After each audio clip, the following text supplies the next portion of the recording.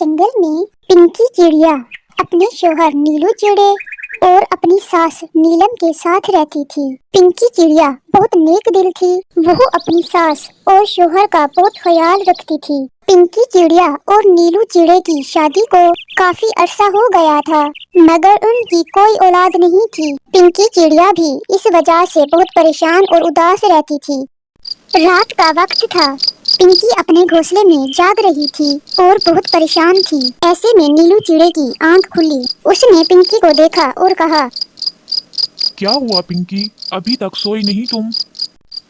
पिंकी, तुम इतनी उदास क्यों हो? मैं काफी दिनों से देख रहा हूँ कि तुम बहुत उदास रहती हो। आखिर क्या बात है, तुम मुझे बताओ। नीलू, मैं बहुत परेशान हूँ। हमारी शादी को काफी अरसा हो गया है, मगर मैं आपको अब तक कोई औलाद नहीं दे पाई। मैं इस वजह से बहुत परेशान हूँ। पिंकी, तुम्हें परेशान होने की जरूरत नहीं है। जब तक मैं तुम्हारे साथ हूँ, क्या हुआ अगर हमारी कोई औलाद नहीं है? तुम मेरे साथ हो, मेरे लिए यही काफी है। मैं तुम्हारे साथ हर हाल में खुश हूँ। पिंकी चिड़िया नीलू चिड़े की ये बातें सुनकर बहुत खुश हुई और कहा, मैं बहुत खुशकिस्मत हूँ जो मुझे आप जैसा शोहर मिला। फिर वो दोनों सो गए। पिंकी और नीलू चिड़े की ये सारी बातें उसकी सास नीलम भी सुन रही थी और वो सोचती है, अरे ये मैं क्या सुन रही हूँ? मेरा बेटा तो इस पिंकी के पीछे पागल ही हो गया है। अरे नहीं नहीं, अब मुझे ही कुछ करना पड़ेगा। मैं अपने बच्चे को बे औलाद नहीं रहने दूंगी। सुबह हो जाती है। अच्छा पिंकी, मैं जा रहा हूँ। शाम होने से पहले मैं लौट आऊंगा। तुम माँ जी का ख्याल रखना और इनको वक्त पर दाना देना और इनसे कोई काम ना करवाना। माँ जी को आराम की जरूरत है। ये कहकर वो वहाँ से चला गया। माँ जी, मैं आपके लिए दाना ढूंढ कर लाती हूँ। नहीं बेटा, तुम आराम करो, मुझे अभी भूख नहीं है। मुझे जब भूख लगेगी तो मैं खा लूंगी। शाम होने वाली है, यही वक्त है, मुझे अभी जाना होगा। अब मैं ही अपने बेटे को इस मुसीबत से निकालूंगी। फिर वो वहाँ से उड़कर फिर नीलम चिड़िया उस रास्ते पर जाकर बैठ गई जहाँ से उसका बेटा घर वापस आता था। कुछ ही देर में नीलू चिड़ा भी वहाँ पर आ गया और उसने माँ जी को देख लिया। अरे माँ जी, आप यहाँ क्या कर रही हैं? नीलू बेटा, मैं सुबह से यहाँ वहाँ दाना ढूंढ रही हूँ। सारा दिन गुजर गया है, मगर मुझे अभी तक दाना नहीं मिला। मैं सुबह से भूखी यहाँ वहाँ फिर रही हूँ। अरे माँ जी, ये आप क्या कह रही हैं? पिंकी कहाँ है? आपने पिंकी से नहीं कहा वो आपको दाना ढूंढ देती? बेटा, पिंकी से मैंने कहा था मुझे भूख लगी है, तो उसने मुझसे कहा, माँ जी आपने अगर दाना खाना है तो खुद ढूंढ कर लाएं। इसलिए बेटा मैं यहाँ दाना ढूंढने आई हुई थी। अब बेटा तुम पिंकी से कुछ मत कहना। मैं नहीं चाहती कि मेरी वजह से तुम्हारा घर खराब हो। पिंकी, तुमने ऐसा क्यों किया? मैं तो तुम्हें बहुत अच्छा समझता था और तुम ऐसी निकली। माँ जी, आप फिक्र ना करें, मैं कल से आपके लिए खुद दाना ढूंढूंगा। अब आए मेरे साथ घर चलें। अरे आप आ गए। माँ जी आप कहाँ गई थी? मैं कब से आपके लिए परेशान थी। पिंकी, मैं माँ जी के लिए आज से खुद दाना ढूंढूंगा और तुमने माँ जी से कोई काम नहीं करवाना। अब मैं बहुत थका हुआ हूँ, मैं सो रहा हूँ, मुझे तंग मत करना।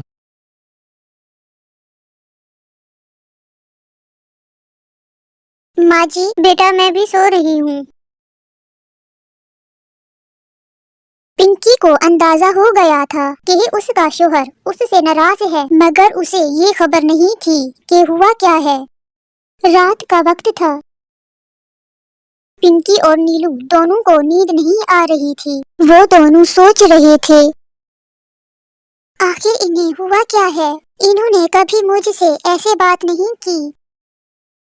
पिंकी, मैं तुम्हें क्या समझता था और तुम क्या निकली। तुम्हें ऐसा नहीं करना चाहिए था। पिंकी, तुमने मेरे एतमाद को ठेस पहुंचाई है। तुम ये करके मेरी नजरों से गिर गई हो। सुबह हो जाती है।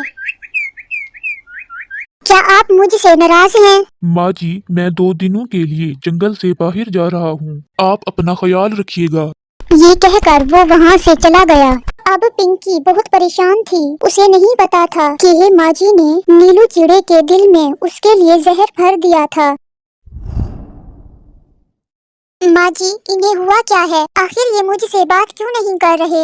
पिंकी, क्या तुम्हें दिखाई नहीं दे रहा? वो तुमसे खुश नहीं है। तुम उसे औलाद की खुशी नहीं दे सकती। मुझे तो ऐसे लगता है कि वो किसी और चिड़िया को पसंद करता है।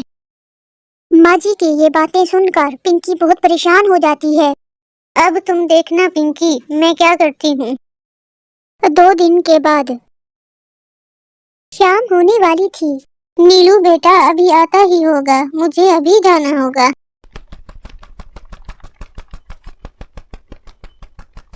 फिर माँ जी उस रास्ते पर आकर बैठ गई जहाँ से उसके बेटे नीलू ने वापस आना था। उसने नीलू को आता देखा तो वो रोने लग गई। हाय, मैं कितनी बदकिस्मत हूँ। अरे माँ जी, आप यहाँ क्या कर रही हैं? क्या हुआ है? आप रो क्यों रही हैं? बेटा, क्या इस उम्र में भी मुझे ये सब सहना था? 2 दिन से मैं यहाँ बैठी हूँ। बेटा, 2 दिन से मैंने कुछ भी नहीं खाया। तेरी बीवी ने तो मुझे तेरे जाते ही मुझे घर से निकाल दिया। अब मैं बेघर हूँ, मैं कहाँ जाऊँ? हाय बेटा, ये तुमने किस जालिम से शादी कर ली? चले माँ जी, घर चले मेरे साथ। नहीं बेटा, अब मैं घर वापस नहीं जाऊंगी। तेरी बीवी मुझ पर बहुत जुल्म करती है। माँ जी, उसने आपके साथ ये करके ठीक नहीं किया। मैं उसे अभी इसी वक्त अपने घर से निकाल दूंगा। आए, चले मेरे साथ।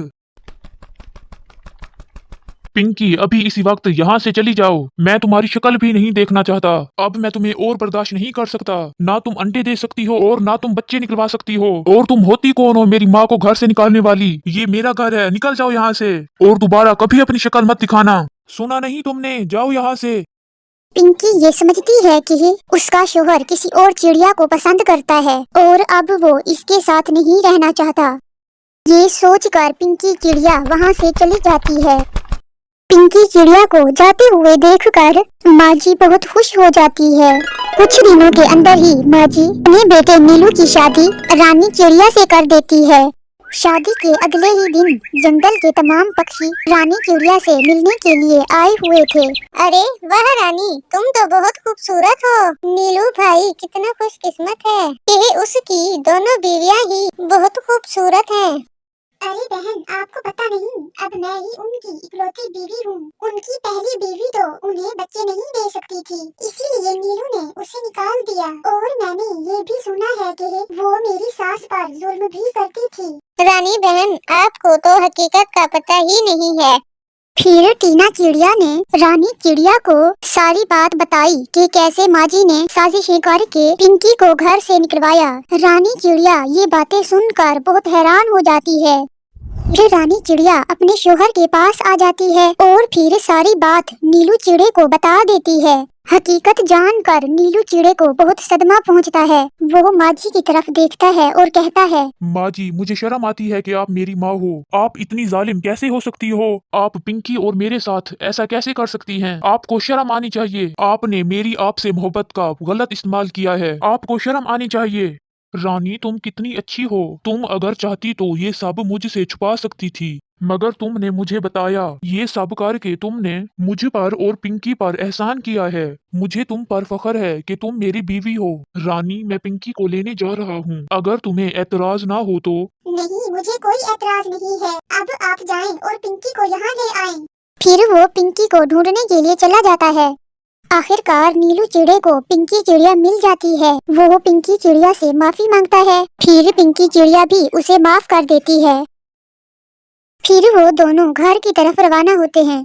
पिंकी, ये रानी है। ये मेरी दूसरी बीवी है और इसी की वजह से मुझे हकीकत का पता चला। रानी, तुम्हारा बहुत शुक्रिया। तुम बहुत अच्छी हो। मैं तुम्हारा ये एहसान कभी नहीं भूलूंगी और आज से हम दोनों इकट्ठे बहनों की तरह रहेंगी और एक दूसरे का बहुत ख्याल रखेंगे। फिर पिंकी माँ जी को माफ कर देती है। कुछ दिनों बाद माँ जी बीमारी की वजह से मर जाती हैं। कुछ दिनों के बाद पिंकी और रानी अंडे देती हैं। फिर उनके छोटे नन्हे मुन्ने बच्चे हो जाते हैं और वो अपने बच्चों के साथ हंसी खुशी रहने लगते हैं। तो दोस्तों, इस कहानी से हमें ये सबक मिलता है कि हमें कभी भी किसी के साथ बुरा नहीं करना चाहिए। जिंदगी बहुत छोटी है, इसीलिए हमें हमेशा अच्छे काम करने चाहिए। Do like and subscribe.